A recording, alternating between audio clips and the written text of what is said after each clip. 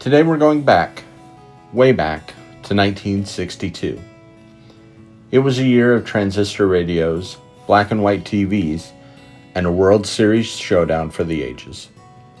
The New York Yankees versus the San Francisco Giants.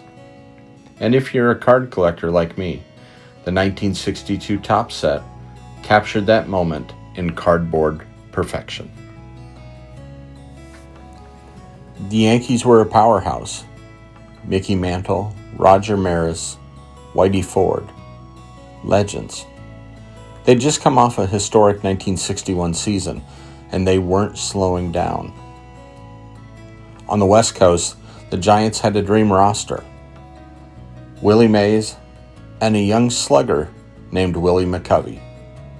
This just wasn't East versus West. It was old school Bronx tradition versus West Coast flair.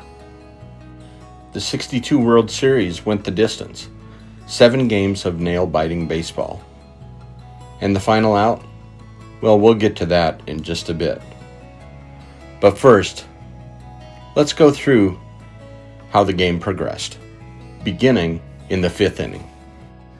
You see, the Yankees scored their only run in that 5th when Bill Moose Skowron hit a single. Then Cletus Boyer came up, also hit a single which advanced Moose to 3rd. Ralph Terry, who was pitching a phenomenal game, came up and walked to load the bases, which prompted San Francisco's manager to come out and talk to their pitcher, Jack Sanford. The bullpen was waiting, but Sanford stayed in even with control problems. Tony Kubek then hit into a double play, but Moose scored, putting the Yankees up 1-0. Ralph had retired 17 straight batters before San Francisco pitcher Jack Sanford hit a single into center field that Mantle couldn't catch up to. Let's fast forward to the bottom of the 9th inning. Leadoff batter Billy O'Dell for San Francisco was replaced by the young Matty Alou. Matty hit a bunt single. Then Matty's brother Philippe came up. He tried to bunt as well, but struck out. The next batter, Chuck Hiller, tried his hand at bunting and then kept fouling off pitches before striking out. Then, the great Willie Mays came up. Up in the count 2-0, Willie line drived a pitch down to the corner into right field. Roger Maris threw a rifle shot to Bobby Richardson, who then threw it into catcher Elston Howard. The speedy Matty Alou was headed home before being stopped by the third base coach Whitey Lockman as the throw came into Howard. He would have been out for sure. It was then that Yankees coach Ralph Houk came out to the mound to talk to Ralph Terry. You see, the Giants had runners on 2nd and 3rd with 2 outs, and a potent slugger in Willie McCovey was coming to the plate. Ralph had seen this before with 2 outs in the bottom of the 9th, but would it change? Would this be the moment?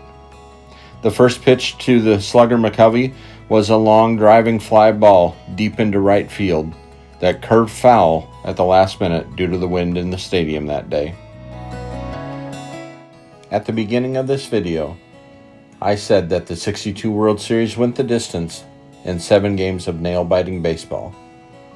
Ralph Terry on the mound. Bottom of the 9th, 2 outs.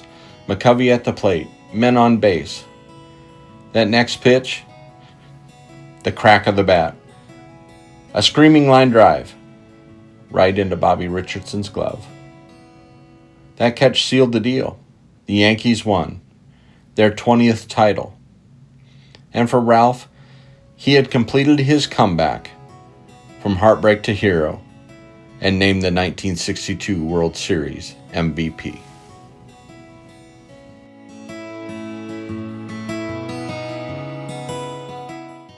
As for the cards, the 1962 Topps set, it's iconic.